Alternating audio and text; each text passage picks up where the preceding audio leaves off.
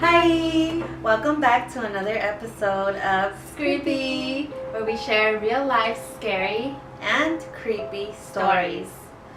So today we're going to discuss sleep paralysis, which apparently happens to a lot of people. According to Google, it happens to about 3 million people in the US alone every year. Scientifically, it says that sleep paralysis is a feeling of being conscious but unable to move. It occurs when a person passes between the stages of wakefulness and sleep.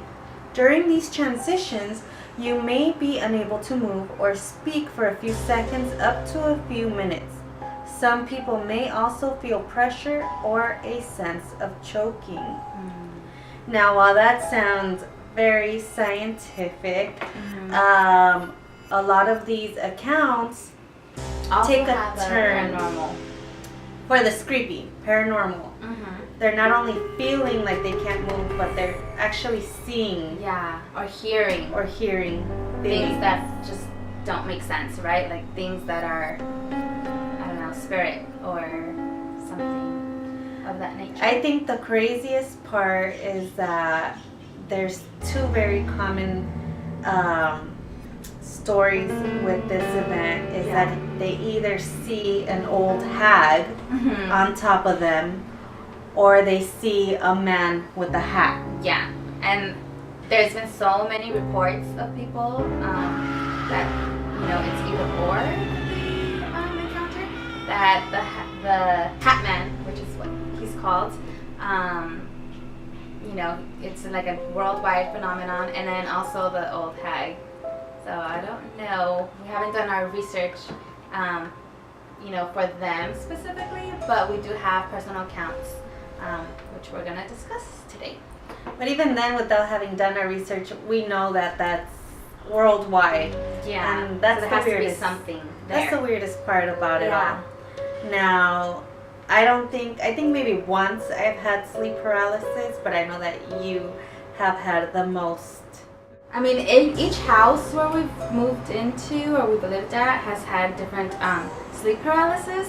I don't think it's been as bad as in this house, actually in this room. I feel bad for you. I feel bad for our sister who sleeps here now. But yeah, so one thing that I think is kind of notably reported to people that have like this kind of malevolent sleep paralysis is that you can't move, right? You want to scream, you want to leave, but you can't. And so me and my sister developed a foolproof way to get out or to help each other. And I don't know if anybody has encountered things like this, or if you guys have figured out different ways to snap out of it. So let me know if you have. But I'll let you know what it is in a little bit. So what's the first thing that happened to you in this room with sleep paralysis? I think one of the first ones was just waking up to something, right? You were not really sure what made you wake up, either a noise or a feeling. But once I came to my senses, coming to the realization that I wasn't able to move. And then also kind of like hearing like a rumbling noise. Kind of like, I don't know if you've ever heard the rumbling of like when an earthquake is about to start. Something similar to that. But then not being able to move. And then it just kind of escalated. We've had moments or times where the paranormal activity has escalated in this house, and so during those times me and my sister both had crazy sleep paralysis back to back. One occasion, one night, it happened to us twice. Like literally it was jumping like from me to her, to me to her, and it ended up being so crazy that all we could do is laugh about it. Like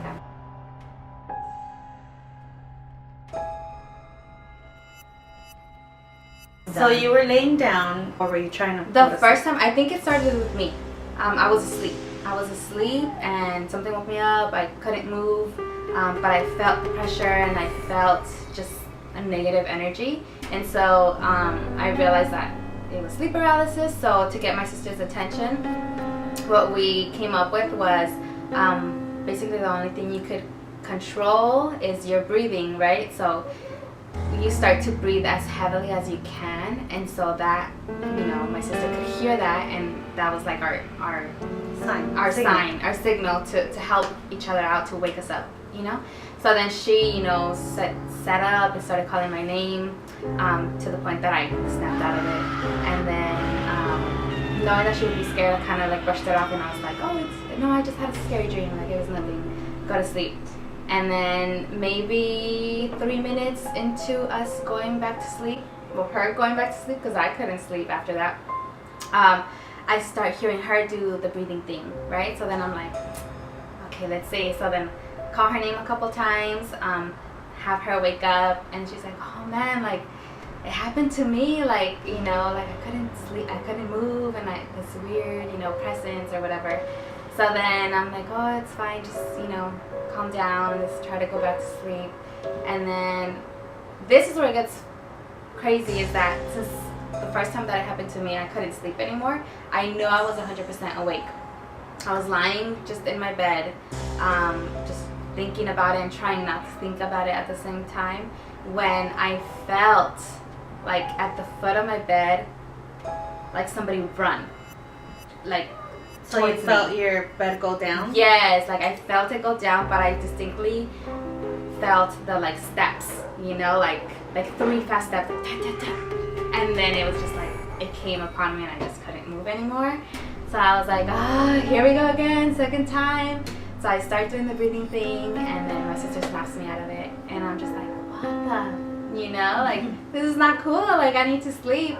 And then I ain't got time for this. I don't have time for this. So then it happened again to my sister, and I wake her up, you know, from it, and I was like, are you serious? Like 2 each, you know, like this is like unheard of. Yeah. So then we just laughed about it, because I think we were scared of this and didn't know what else to do about it.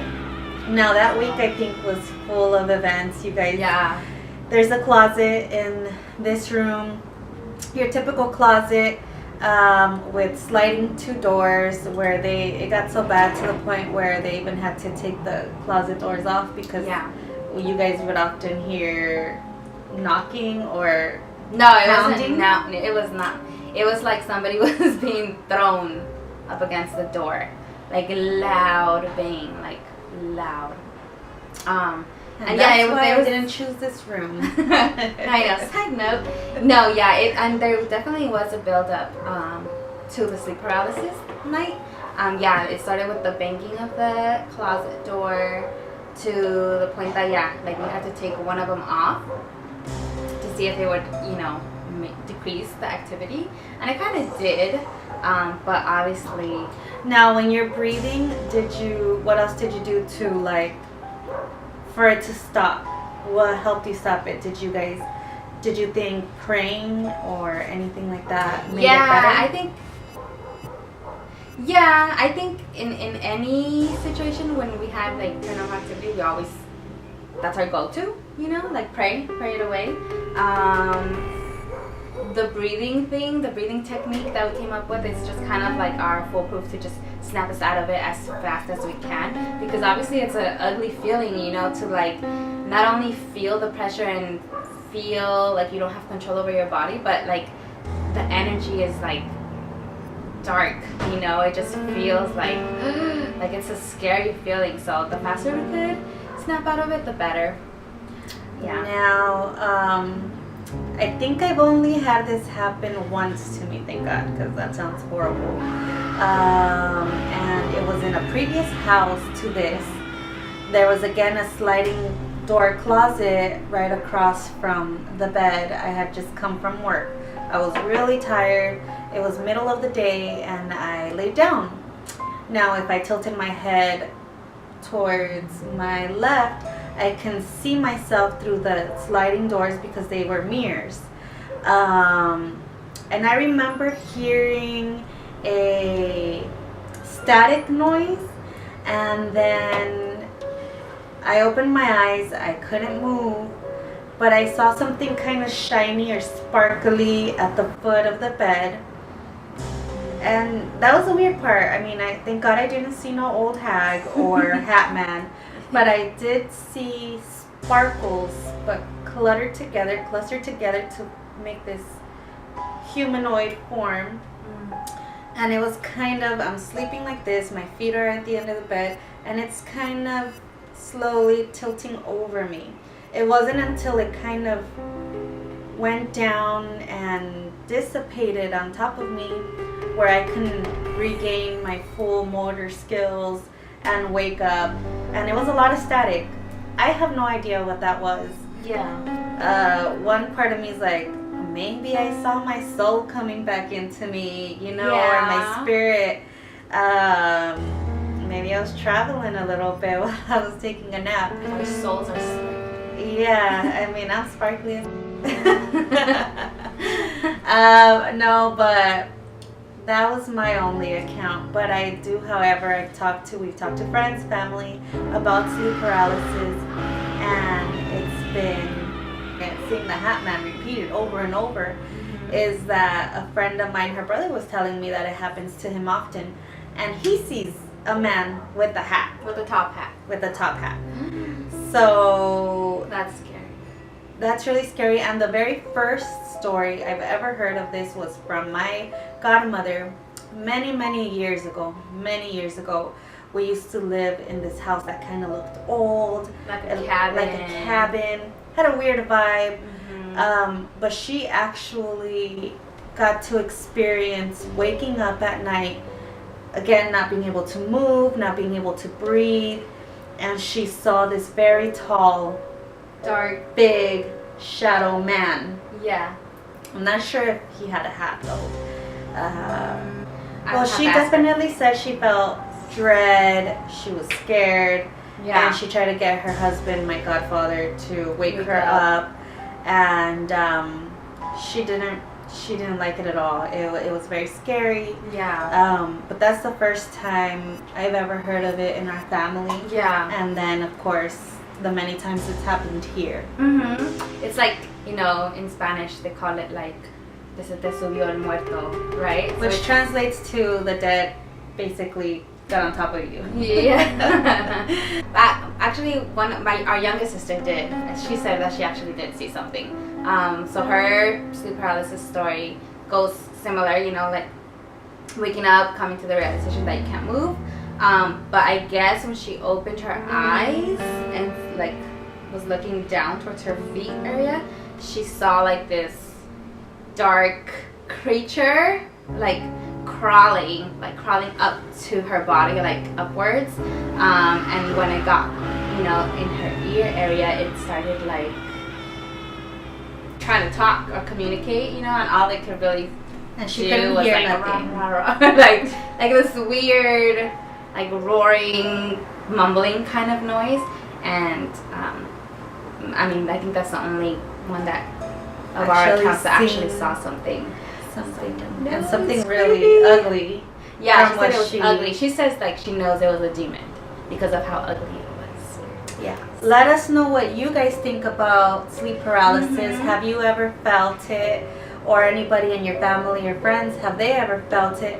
And do you think it can be explained away strictly scientifically? Or is there definitely something to do with the paranormal or a fusion of both? Maybe you're coming out of your sleep and deep sleep, and somehow that leaves us more vulnerable. And maybe spirit can sense that and then take advantage of it. Take advantage. You guys have ever done any techniques like me and my sister have? Yeah, what's gotten you out of your sleep paralysis? Try this. If you have a roommate, try this next time. Yeah, definitely. Bye, you guys. See you next time. Bye. Bye. Cheers.